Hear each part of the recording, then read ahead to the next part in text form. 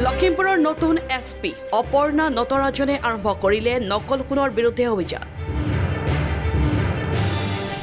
এই অভিযানৰ নেতৃত্ব দিছে সদৰ আৰক্ষী থানাৰ বিষয়া টুলুমণি বৰুৱাই। আমি কালি ৰাতি আমাৰ ওসি সদৰ পিএছ আৰু আমাৰ আইসি নাওবৈচা তেওঁলোকৰ নেতৃত্বত এটা অভিযান চলোৱা হয়। অভিযান চলোৱাত আমি দুজন ব্যক্তিক ইয়াৰ লগত জড়িত ব্যক্তিক আমি কৰায়ত্ব কৰোঁ। এই অভিযানৰ পাছতে এতিয়া ৰঙাঘৰত সোমাইছে ইজনৰ পাছত সিজন নকল সোণৰ বেপাৰী।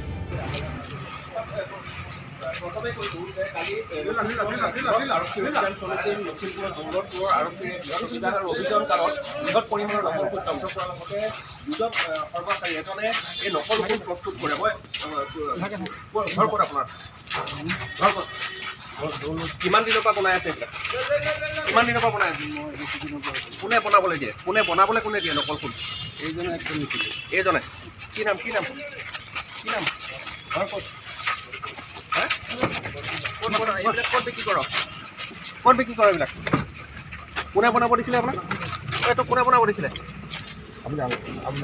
এই দৃশ্য লখিমপুৰ সদৰ থানা বঙালমৰা তিনিঠেঙীয়া দৌলপুৰত নিশা লখিমপুৰ আৰক্ষীয়ে উদ্ধাৰ কৰে প্ৰায় 24 কেজি ওজনৰ নকল সোণ।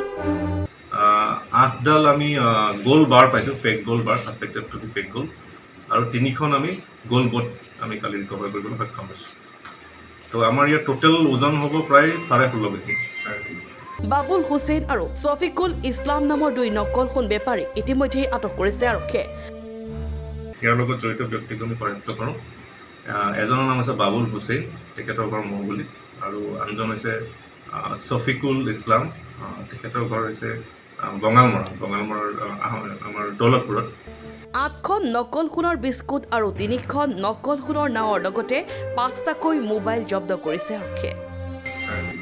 আৰু লগতে আমি 5টা মোবাইল ৰিকভাৰ কৰিছোঁ, আৰু লগতে যিটো মোবাইল স্নেটচ কৰি তেওঁলোকে লৈ গৈছিল সেই মোবাইলটো ৰিকভাৰ দিছে। আৰু ইয়াতে ক'বলগীয়া এটা কথা যে যিজন আমি ছফিকুল ইছলাম বুলি ব্যক্তিক কৰায়ত্ব কৰিছোঁ, তেখেতৰ ঘৰৰ পৰাই এই যিখিনি ফেক গোল্ড বোট আৰু বাৰ ৰিকভাৰী হৈছে, তেখেতে এই বস্তুখিনি বনায়, তেওঁ প্ৰিপেয়াৰ কৰে। গতিকে তেখেত কমাৰ হয় বৃত্তিত, আৰু তেওঁ আগৰ পৰা এই কাম কৰি আহিছে বুলি জনা গৈছে। মাটিৰ তলত ৰাখিছিল? হয়, তেওঁৰ বাথৰুমৰ কাষত এইটো পুতি ৰাখিছিলে, গতিকে এইখিনি আমাৰ যাতে খান্দি উলিওৱা হয় তেতিয়া পোৱা গৈছে। Bureau report Lakhimpur today.